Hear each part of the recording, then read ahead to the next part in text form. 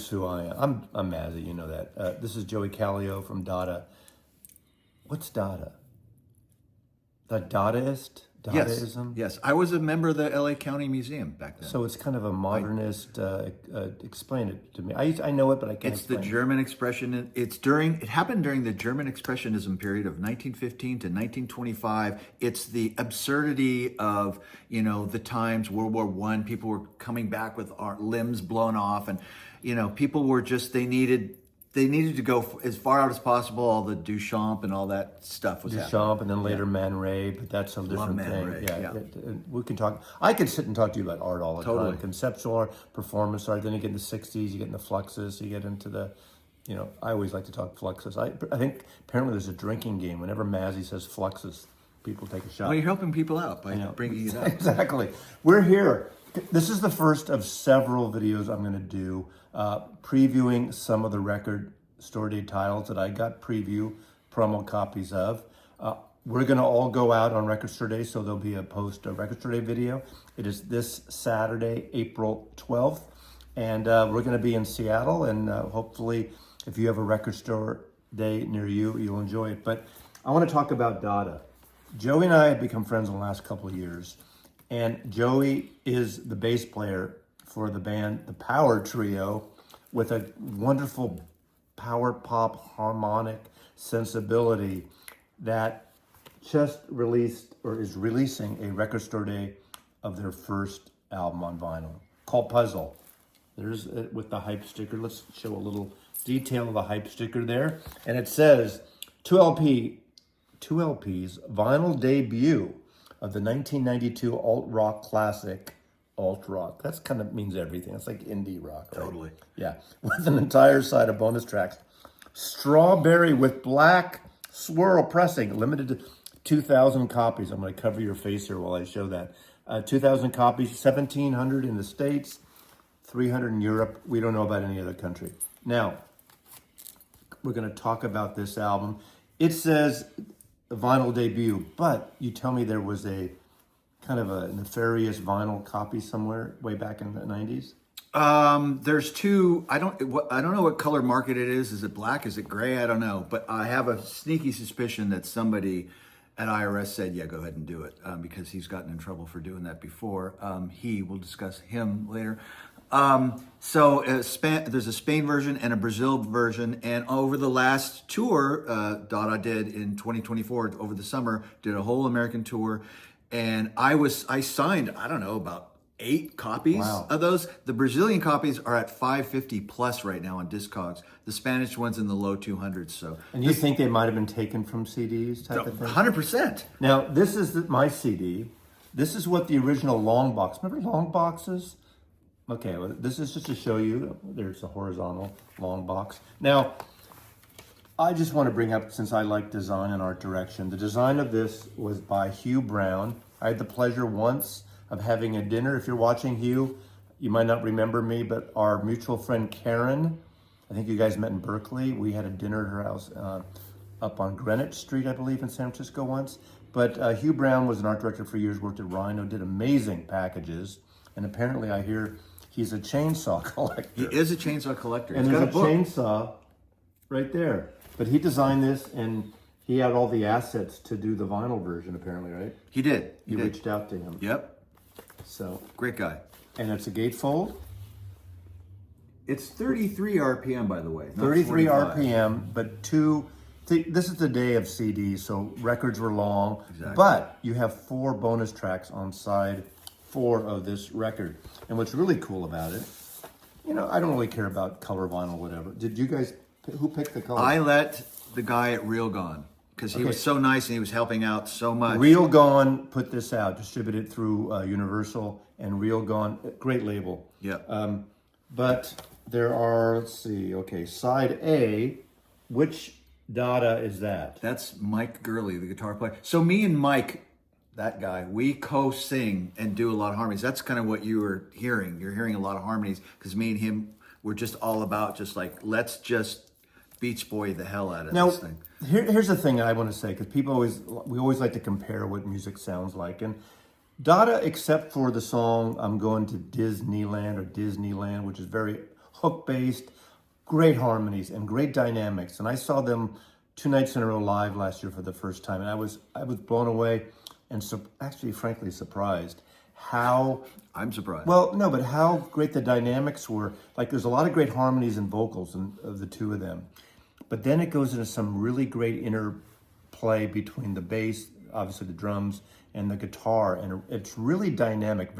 It's not that really drenchy reverb, although he has a twang. Mike has a little bit of a 60s twang on his Strat sound, but it's that kind of, okay, one of my favorite Strat sounds, and don't mock me, is the sound that Steve Miller got in the mid-70s through that twin reverb, I think. It's kind of that Strat, I love that. But Joey came over about 2 months ago with his wife and his sister-in-law and brought the test pressing. So even though we just opened this, or we're just showing this, I have not listened to this pressing yet. But I listened to the test pressing, and I was nervous because I'm sitting with, quote, the artist there, and he wants my opinion on how it sounds in my system. If it wasn't good, I was going to freak out. That sort of, and I won't lie, but I will. By that point, it was too late to change it, right? Yeah, it was. Yeah, but it was so dynamic. There was so much headroom and space. All that audiophile mumble jumble.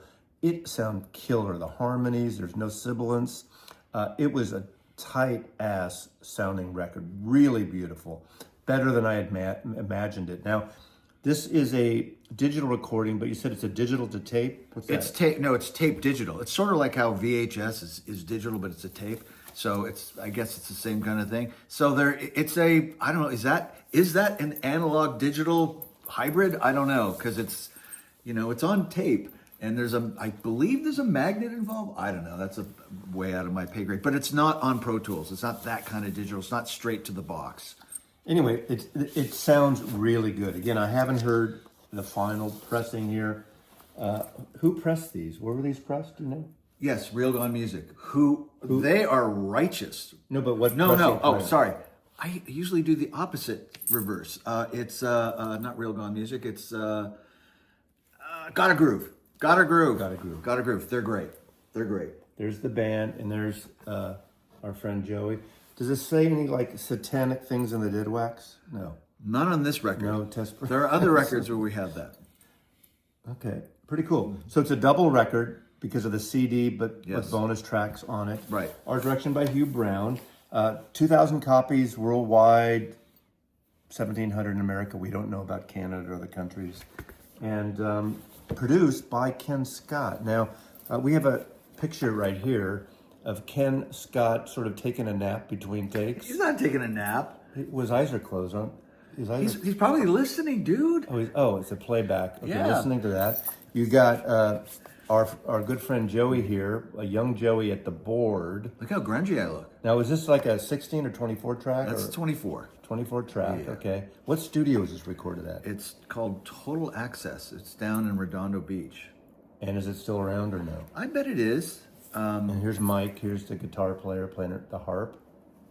There we go. That's like the whiteboard where Ken puts all here are all the drums, here are all the songs, drum tracks, guitar tracks, bass tracks, and he checks off what we have done, because that's kind of how you made records back then. And Ken Scott, if that name sounds familiar, British engineer producer, worked on the Beatles' White album. I think it was at Olympic Studios a lot in those days, and or Trident, one of those. And then he produced Hunky Dory and Ziggy Stardust and many other since. What a great producer! And how did you hook up with Ken Scott? Ken Scott came through a mutual friend. Me and Mike, before we were a trio, we were just a duo. It was just little old me and Mike.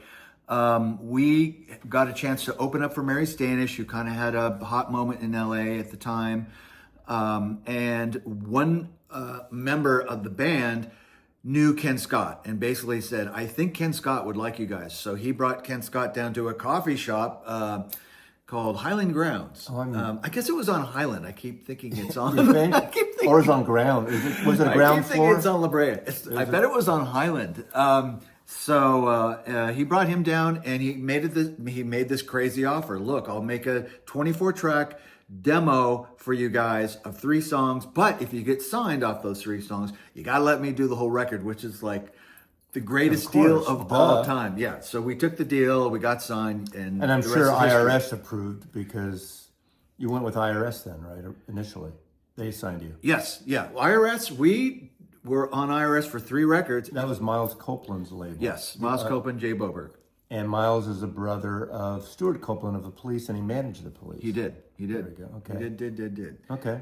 Did all that stuff. We can go on and on about Miles Copeland. I have a lot of Miles Copeland That's another stories. story, Another another day. video. We'll make a bunch of videos about Miles Copeland. We made this record initially, actually got turned down by Miles Copeland when we brought it in. He didn't like it. He didn't like Disneyland. Didn't like the way it sounds. Said, go redo it. Here's $5,000. Go redo it. We took the $5,000. We didn't do what he asked us to do. We snuck off and we wrote 5 new songs, 4 of which made the record. And we also did a little engineering tweak. And we were already $130K into the project when he gave us $5,000 more to redo it. Anyways, we turned it in. Jay Boberg loved it. Jay Boberg told Miles, you better like this. I like it. Yada, yada, yada. Next thing, you got this thing and it's out. We had the song Disneyland, and honestly, I knew that song was reactive track. I worked at Geffen Records for 4.5 years before I got signed to IRS Records, and it was like going to college for me, and I learned about reactive track. A reactive track is a track that makes people go, hey, what is that song? Play it again. We were on tour playing a few shows. The kids kept coming up to me and saying, what's that Disneyland song? That was reactive. So I pushed for that to be the single, and it was. And it just took off. Chicago, I think, was one of the first big towns where it blew up. Full disclosure, IRS Records is not Warner Brothers or, Geffen or whatever. IRS Records they're also not like the little labels. They're right in the middle. So, they had REM. Jay Boberg signed REM for the first 5 records before they went to Warner Brothers. They had the Go-Go's. They had some big records. They had Concrete Blonde. You have a side project, Yes. or a project called 7 Horse with your drummer, Phil. Yeah, with Phil. Right. The first song we recorded was on the movie Wolf of Wall Street. And that, Claim to is fame. it the sex money scene in bed? It's all the sex scenes, literally all the sex scenes. You can hear his music in the sex You can hear scene me playing guitar with that beautiful Australian Margot something. Margot Robbie. Oh, it's okay. I digress here. There's not very many, honestly. I think these are going to go. Okay. So, Well, that's it. Thanks for watching. Any last words, Joey? What's Dada No. spelled backwards? ad. Okay. See how fast I do that? Go check it out. More Record Store Day videos over the next few days to come. Mazzy loves you. Take care.